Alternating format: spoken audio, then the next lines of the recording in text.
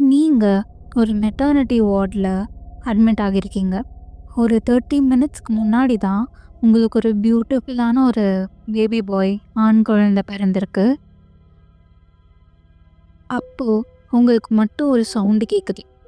யாரோ உருமிட்டே அழுகிற மாதிரி. நல்லா தூங்கிட்டு இருக்கீங்க. திடீர்னு எந்திரிச்சு பார்த்தா உங்க காலுக்கு கிட்ட ஒரு உருவம் உட்காந்துருக்கு. திடீர்னு அந்த உருவம் இப்படி கத்துனா நீங்க என்ன பண்ணுவீங்க? அந்த வார்டில் வேற யாருமே இல்லை, நீங்களும் பாப்பாவும் மட்டும்தான் இருக்கீங்க. Hi Ghosh family, welcome to horror stories with Bindu. நான் தான் உங்கள் பிந்து. வாங்க இன்னைக்கு ஸ்டோரி பார்க்கலாம். இந்த இன்சிடெண்ட் 1984 செல்வின்றவங்களுக்கு நடந்த ஒரு இன்சிடெண்ட். அப்போது அவங்களுக்கு 17 வயசு தான். அந்த காலத்தில் சீக்கிரமே மேரேஜ் பண்ணி வச்சுருவாங்கல்ல, அதே மாதிரி இவங்களுக்கும் மாப்பிள்ளை பார்க்க ஆரம்பிக்கிறாங்க. செல்வி ஒரு இன்டீரியர் கிராமத்துலேருந்து வளர்ந்தவங்க. அதனால் மாப்பிள்ளை சிட்டி சைட் பார்க்கலான்னு சிவகங்கையிலேருந்து ஒரு மாப்பிள்ளை பார்க்குறாங்க.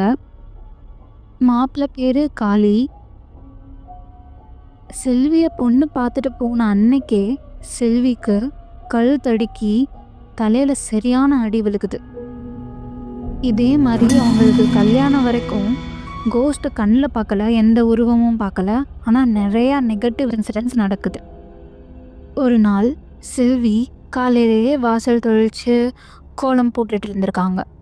அப்போது திடீர்னு ஒரு பறவை 2 வெட்டுப்பட்டு அந்த கோலத்து மேலே வந்து விழுந்துச்சான். அந்த ரத்தம் செல்வி மேலே தெரிச்சிச்சான். காலங்காத்தால் இப்படி ஒரு இன்சிடென்ட் நடந்தால் எப்படிங்க இருக்கும்? அப்புறம் எப்போவுமே காலையில் வீட்டு வாசல் கதவை திறந்து பார்க்கப்போ அந்த கதவில் வெளிப்புறமாக யாரோ நெகத்தை வச்சு கொடூரமாக சுரண்டி வச்ச மாதிரி இருக்குமா. டெய்லி அந்த அந்த சுரண்டலோட ஆழம் நிறைய ஆகிட்டே இருந்துச்சான். பட் வீட்டுக்குள்ளே நைட்லாம் எந்த சவுண்டுமே கேட்காதாம். ஏன்னா அவங்க வீட்டுக்குள்ளே அவங்களோட குலதெய்வம் இருப்பாங்களாம். என்ன நெகட்டிவ் இன்சிடென்ட் நடந்தாலும் வீட்டுக்குள்ளே நடக்காதான், எல்லாமே வீட்டை சுற்றி வீட்டுக்கு வெளியில் தான் நடக்குமா. இப்படி தான் ஒரு நாள் வெளியில், அப்போலாம் விறகு கட்டை வச்சு தான் சமைப்பாங்கல்ல, வெளியில் சமைச்சிட்ருக்கப்போ தீ பற்ற வச்சிட்ருக்காங்க செல்வி. அப்போது ஆப்போசிட் அவங்களுக்கு எதிர்ப்புறமாக இருந்து காற்றடிச்சு அந்த தீயெல்லாம் இவங்க மேலே படுதான். அதே மாதிரி அவங்க ட்ரெஸ்லேயும் தீ பற்றிக்கிச்சான். இப்படி அங்கே அவ்வளவா காற்றே அடிக்காது, ஆனால் இவங்களை நோக்கி அந்த தீ இவங்க மேலே படணுன்ற மாதிரி வந்துச்சான். இந்த பொண்ணு பார்த்ததுலேருந்தே சரியில்லையே, எல்லாமே செல்விக்கு இப்படியே நடக்குதுன்னு அவங்க வீட்டில் கொஞ்சம் யோசிக்கிறாங்க. அதனால அந்த காலத்தில் ஜோசியங்கிட்டாங்க பார்ப்பாங்க. அதே மாதிரி ஒரு ஜோசியர்காரங்கள்ட்ட போய் பார்க்குறாங்க, ஏன் இப்படிலாம் நடக்குதுன்னு கேட்குறதுக்கு. அந்த ஜோசியம் பார்க்குறவர் வந்து, கண்ணீர் பட்டிருக்கும், இப்போ தானே கல்யாணம் ஆக போகுது, அதனால பெண்களுக்கு நிறையா கண்ணு பட்டா இப்படிலாம் நடக்கும், கல்யாணம் ஆகிட்டா சரியாயிடும் அப்படின்னு சொல்லி அனுப்பிச்சி வச்சுட்டாராம். இதே மாதிரி நிறையா இன்சிடென்ட் செல்விக்கு நடந்திருக்கு. செல்வியை அடிக்கிற, செல்வியை ஃபிசிக்கலாக அடி வாங்குற மாதிரி நிறையா இன்சிடென்ட் நடந்திருக்கு. அப்படியே போகிறப்போ அவங்களுக்கான கல்யாண நாளும் வருது, கல்யாணமும் நடக்குது. இப்போலேருந்து தான் செல்வி உருவங்களை பார்க்க ஆரம்பிக்கிறாங்க. மேரேஜ் ஆகி முதல் நாள் காலையில் பால் காய்ச்சலான்னு வந்த செல்விக்கு ஒரு பெரிய ஷாக். கிச்சனில் நடுவில் ஒரு எலி சேர்த்து கிடக்கு. மேரேஜ் ஆன ஃபர்ஸ்ட் டேவே இப்படி நடந்தால் எப்படிங்க இருக்கும் அந்த பொண்ணுக்கு? செல்வி வீட்டிலையாவது வீட்டுக்கு வெளியில் தான் இன்சிடென்ட்ஸ் நடக்கும், ஆனால் காளி வீட்டுக்கு உள்ளேயே நடக்க ஆரம்பிக்குது. நைட்டு செல்வி நல்லா தூங்கிட்டு இருப்பாங்களாம். அப்போ அவங்க காதுக்கு மட்டும் யாரோ அழுகிற மாதிரி, உருமுற மாதிரி சவுண்டு கேட்குமா. எந்திச்சு பார்த்தா யாருமே இருக்க மாட்டாங்களாம். காலையில் நல்லா தூங்கிட்டு இருப்பாங்களாம். இது ஒரு நாள் இல்லை, டெய்லி நடக்குது. அதனால அவங்களால நைட்டு சுத்தமாக நல்லாவே தூங்க முடியல. ஒரு நாள் காளி வீட்டில் இல்லை, செல்வி மட்டும் வீட்டில் தனியாக இருக்காங்க. வீட்டில் இருக்க வேலைலாம் பார்த்துட்ருக்காங்க. அப்போது செல்விக்கு ஒரு சவுண்டு கேட்குது. யாரோ அம்மி வச்சு அதில் இடிக்கிற மாதிரி ஒரு சவுண்டு கேட்குது. செல்வியும் என்ன சவுண்டுன்னு பார்க்குறதுக்காக போகிறாங்க. போய் பார்த்தா ஒரு கருப்பு உருவம் அம்மியை போட்டு இடிச்சிட்ருக்கான். அதுவும் அந்த அம்மி உடையிற அளவு ஃபாஸ்ட்டாக இடிக்குதான். அப்போ பார்த்துக்கோங்க எவ்வளோ சவுண்டு கேட்டிருக்கோன்னு. இவங்க பார்த்து பதட்டமாகி அழுக ஆரம்பிச்சிடுறாங்க. மெதுவாக அந்த உருவம் அவங்கள திரும்பி பார்க்குதான்.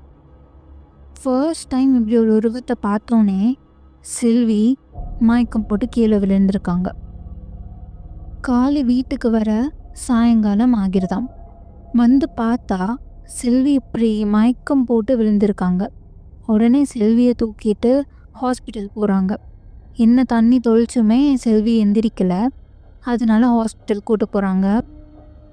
ஹாஸ்பிட்டல் போயிட்டு செல்விக்கு மயக்கம்லாம் தெளிஞ்சு சரியானோடனே காலி வீட்டுக்கு கூட்டிகிட்டு வந்து கேட்குறாங்க, என்னாச்சு, ஏன் மயக்கம் போட்டு விழுந்த, எதையோ பார்த்து பயந்துருக்காங்கன்னு டாக்டர் சொல்லியிருக்காங்க. அப்போ செல்வி சொல்கிறாங்க, இப்படி காலையில் ஒரு உருவத்தை பார்த்தேன் அப்படின்னு காலிட்ட சொல்கிறாங்க. அந்த உருவம் எப்படி இருந்துச்சுன்னா அதோட கழுத்தில் ஒரு வெட்டு காயம் இருந்திருக்கு. அதை சுட்டி காட்டி காலிட்ட செல்வி சொல்லியிருக்காங்க. இது கேட்டோன்னே காலிக்கு ஃபுல்லாக வேர்க்குது. ஒரு மாதிரி அவரும் பயப்படுறாரு. அதெல்லாம் ஒன்றும் இல்லை, பிரம்மையாக இருக்கும், நம்ம கோவில் போயிட்டு வரலான்னு காலி சொல்லிட்டு கிளம்பிட்டாராம். இவங்களையும் கோவிலுக்கு கிளம்ப சொல்லிட்டாராம். இது கொஞ்சம் டவுட்டாக இருந்திருக்கு செல்விக்கு, ஏன் இவர் இப்படி பயப்படுறாரு அப்படின்னு. இதே மாதிரி ஒரு நைட் காலியும் செல்வியும் தூங்கிட்டு இருக்கப்போ அதே மாதிரி ஒரு உருமுறை சவுண்டு, அழுகிற சவுண்டு செல்விக்கு கேட்கும்ல, அதே மாதிரி கேட்டிருக்கு. செல்வி பயத்திலேயே கண்ணை மூடிட்டு படுத்திருக்காங்க. அதோடு சேர்த்து காளி ஒரு மாதிரி மூச்சு திணற மாதிரி ஒரு சவுண்டு விடுறாரு. என்னன்னு கண் விழிச்சு பார்த்தா அதே கருப்பு உருவம் காளியோட கழுத்தை பிடிச்சி நெரிச்சிட்டு இருக்கான். இந்த சவுண்டெல்லாம் கேட்கறதுனால செல்வி எப்போவுமே பக்கத்துலேயே விபூதியெல்லாம் வச்சுருப்பாங்களாம். அந்த விபூதி எடுத்து அந்த உருவத்து மேலே வீசுகிறாங்க. அது பட்டோனே அந்த உருவம் காத்தோட மறைஞ்சிருச்சான். காளி மயங்குற மாதிரி போயிட்டாராம். காளிக்கு தண்ணி கொடுத்து அவங்கள ரிலாக்ஸ் பண்ணி உட்கார வச்சுருக்காங்க செல்வி. என்னங்க ஆச்சு, யார் இது, யார் அந்த உருவம் அப்படின்னு செல்வி பதட்டத்தில் கத்தி கேட்டிருக்காங்க. அதுக்கு காளி ரெஸ்பான்ஸே பண்ணலை. ஒன்றும் இல்லை, நீ தூங்கு, எதுவாக இருந்தாலும் காலையில் பேசிக்கலாம் அப்படின்னு சொல்லியிருக்காங்க காளி. காலையில் எந்திரிச்சு கேட்டால், நேற்று நம்ம நான்வெஜ் சாப்பிட்டோம்ல, அதனால தான் ஏதாவது காற்று கருப்பு வந்திருக்கும், வேறு ஒன்றும் இல்லை அப்படின்னு சொல்லி காளி சமாளிச்சிட்டாராம். இப்படி யோசிச்சுட்டே இருக்கப்போ செல்வி மயக்கம் போட்டு கீழே விழுகிறாங்க. பார்த்தா அவங்க ப்ரெக்னெண்ட்டாக இருக்காங்க. டாக்டர் இவங்களை சேஃபாக பார்த்துக்கோங்க, வீக்காக இருக்காங்க அப்படின்னு சொல்கிறாங்க. ஆனால் செல்விக்கு அந்த வீட்டுக்கு போகவே ரொம்ப பயமாக இருக்குது அந்த உருவத்தினால.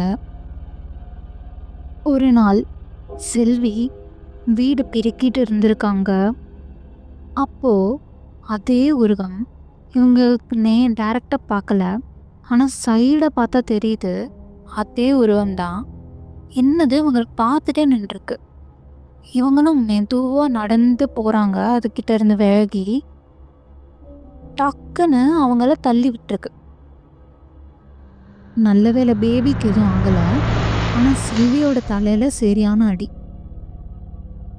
உடனே காளிகிட்ட சொல்லி, நான் என்னோட அம்மா வீட்டுக்கே போகிறேன், இங்கே இருக்க பயமாக இருக்குது அப்படின்னு செல்வி சொல்லிட்டாங்க. காளிக்கும் இதான் கரெக்டுன்னு பட்டிருக்கு. செல்வியை கொண்டு போய் அவங்க அம்மா வீட்டில் விட்டுட்டாங்க. செல்வியோட அம்மா அப்பாவுக்கு ஒரு டவுட், ஏன் இப்படியே நடக்குது, நல்லா விசாரிப்போன்னு வேறு ஜோசியர்கிட்ட போய் பார்க்குறப்போ அவங்க சொல்கிறாங்க, உங்கள் பொண்ணை ஒரு பெண் ஆத்மா துரத்திட்டுருக்கு, இவங்க ப்ரெக்னெண்ட்டாக இருக்கிறது அதுக்கு சுத்தமாக பிடிக்கல, இவங்களை கொலை பண்ணணும்னு பார்த்துட்ருக்கு, அதனால நான் ஒரு கயிறு கட்டுறேன்னு ஒரு கயிறு கட்டி மந்திரிச்சு விடுறாங்க. இவங்களை வீட்டை விட்டு வெளியில் அனுப்பாதீங்கன்னு சொல்கிறாங்க குழந்தை பிறக்கிற வரையும். அதே மாதிரி குழந்தை பிறக்கிற வரையும் எந்த பிரச்சனையும் இல்லை. ஏன்னா செல்வி அவங்க அம்மா வீட்டில் இருக்காங்க, வீட்டை விட்டு வெளியிலையும் வரமாட்டாங்க. இவங்க வீட்டுக்குள்ளே குலதெய்வம் இருக்கனால பெருசாக எந்த பாதிப்புமே இல்லை செல்விக்கு. ஆனால் அவங்களுக்கு குழந்தை பிறக்க போகிறப்போ ஹாஸ்பிட்டல் போகாமல் இருக்க முடியாதுல்ல. அதனால ஹாஸ்பிட்டல் கூட்டிட்டு போகிறாங்க. அந்த வீட்டை தாண்டி ஹாஸ்பிட்டலில் இருக்கப்போ தான் நம்ம வீடியோவோட ஸ்டார்டிங்கில் பார்த்த அந்த சம்பவம் நடந்துச்சு. செல்வி ஹாஸ்பிட்டலில் ரொம்ப நாளுக்கு அப்புறம் அதே உருவத்தை பார்க்குறாங்க. ஆனால் இந்த வாட்டி அந்த உருவம் கத்துது, அழுகுது, பயங்கரமாக பண்ணுது. குழந்தைய வேற வச்சுட்டு என்ன பண்ணுறதுன்னு தெரில செல்விக்கு. அக்கம் பக்கம் பார்க்குறாங்க, யாருமே இல்லை.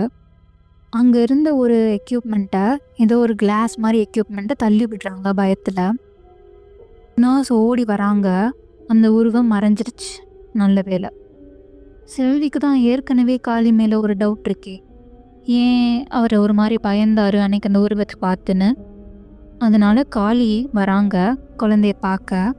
குழந்தைய பார்க்குறப்போ செல்வி கேட்குறாங்க, யார் அது, நீங்கள் இப்போ சொல்லியே ஆகணும் அப்படின்னு.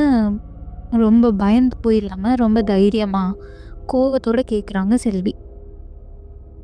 அப்போது காளியோட அம்மா ரூமுக்கு வராங்க, அந்த வார்டுக்கு வந்து செல்வியை பார்க்குறப்போ. செல்வி கேட்டது எல்லாத்தையுமே காளியோட அம்மா கேட்டாங்க வெளியிலேருந்து. வந்தோடனே செல்விகிட்ட சொல்கிறாங்க, உன்கிட்ட நாங்கள் ஒன்று சொல்ல மறைச்சிட்டோம் அப்படின்னு ஒரு உண்மையை சொல்ல ஆரம்பிக்கிறாங்க. காளிக்கு உனக்கு முன்னாடியே ஒரு கல்யாணம் ஆகியிருக்கு, அதை நாங்கள் உங்கள்கிட்ட சொல்லவே இல்லை. அப்போ நாங்கள் காஞ்சிபுரத்தில் இருந்தோம். காளிக்கு ஒரு பொண்ணு பார்த்து மேரேஜ் பண்ணி வச்சோம். ஒரு வாரம் நல்லா தான் போயிட்டு இருந்துச்சு. ஒரு வாரத்துக்கு அப்புறம் காளி என்ன பண்ணானா, காளி வெளியூருக்கு போனான், ஏதோ ஒரு வேறு விஷயமா. நானும் காளி கூட இல்லை, அந்த பொண்ணு மட்டும் வீட்டில் தனியாக இருந்திருக்கா. காளியோட வேலை ஒரு நாள் முன்னாடியே சீக்கிரம் முடிஞ்சிருச்சு. அதனால் வீட்டில் அவங்க ஒய்ஃப்கிட்ட சொல்லாமல் கொள்ளாமல் சர்ப்ரைஸாக வரலான்னு காளி கிளம்பியிருக்கான். வந்து பார்த்தா அந்த பொண்ணு வீட்டில் இல்லை. வீடு ஃபுல்லாக தேடி பார்க்குறாங்க காளி, அந்த பொண்ணு வீட்டிலே இல்லை. வீட்டுக்கு பின்னாடி சைட் போய் பார்த்தா அந்த பொண்ணு இன்னொரு பையனோட பேசிகிட்டு இருக்கா, கொஞ்சம் க்ளோஸாகவே இருக்காங்க. இதை காளி பார்த்தோன்னே ரொம்ப கோவம் வந்துடுது காளிக்கு. யோசிக்காமல் கொள்ளாமல் ஒரு அருவாள் எடுத்து அந்த பொண்ணை ஒரே வெட்டு ஸ்பாட் அவுட் ஆகிடுறா அந்த பொண்ணு. காளியே போய் போலீஸ்கிட்ட சரண்டர் ஆகிட்டான். அப்புறம் ஒரு 6 வருஷத்துக்கு அப்புறம் அவன் ஜெயிலை விட்டு வந்தோடனே நாங்கள் ஊர் காலி பண்ணிவிட்டு சிவகங்கை வந்துட்டோம். இங்கே வந்து அவனுக்கு ஒரு வேலை வாங்கிட்டோம். அதுக்கப்புறம் தான் செல்வி ஒன்றை பார்த்து மேரேஜ் பண்ணோம் அப்படின்னு காளியோட அம்மா செல்விகிட்ட சொல்கிறாங்க. செல்விக்கு செம ஷாக்காக இருக்குது. என்ன சொல்கிறீங்க, இப்படி இல்லாமல் நடந்துச்சு அப்படின்னு. காளியோட அம்மா சொல்கிறாங்க, நீ உங்களோட அம்மா வீட்டில் இருந்தப்போ அந்த ஒய்ஃபோட பேய் தான் காளியை போட்டு பாடாக படுத்திட்டு இருந்திருக்கு. அதனால் நானும் காளியும் பல மந்திரவாதிகளை பார்த்து அவளை அழிச்சிடணும் நீ வரத்துக்குள்ள அப்படின்னு எவ்வளவோ ட்ரை பண்ணோம். இன்னும் 3 நாளில் அவள் அழிஞ்சிடுவா, அது வரையும் உனக்கு தெரியாமல் இருக்கணும்னு நினச்சிட்டு இருந்தோம். ஆனால் இன்னைக்கு அவளே வந்து மாட்டிட்டா அப்படின்னு சொல்லிட்டாங்க காளியோட அம்மா. இது கேட்டு செல்வி ஷாக் ஆயிடுச்சு. அந்த 3 நாளைக்கு மட்டும் அந்த மந்திரவாதி செல்விக்கு ஒரு தாயத்து மாதிரி கொடுத்துருக்காங்களாம். அது 3 நாள் போட்டுட்டு இருந்தாங்களாம். அந்த ஃபர்ஸ்ட் ஒய்ஃபோட பேய் வந்து செல்விக்கிட்ட வரவே இல்லையாம். இதோட அந்த பேயை செல்வியும் சரி காளியும் சரி பார்க்கவே இல்லையாம். இந்த ஸ்டோரி என்னோட பக்கத்து வீட்டில் ஒரு பாட்டி இருக்காங்க, அவங்களுக்கு நடந்த ரியல் ஸ்டோரியாம்.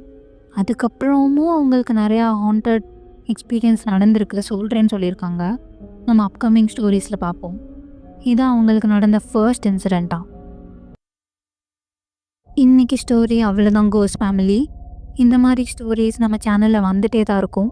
உங்களோட ஸ்டோரிஸ் ரீட் பண்ண நான் வெயிட் பண்ணிகிட்ருக்கேன். சீக்கிரம் சென்ட் பண்ணுங்கள். மறக்காமல் வீடியோவை லைக் பண்ணிடுங்க, சேனலை சப்ஸ்கிரைப் பண்ணிடுங்க. இந்த மாதிரி வீடியோஸ் உங்களோட ஸ்டோரிஸ் நம்ம அப்கமிங் டேஸில் கண்டிப்பாக பார்க்கலாம். பாய்.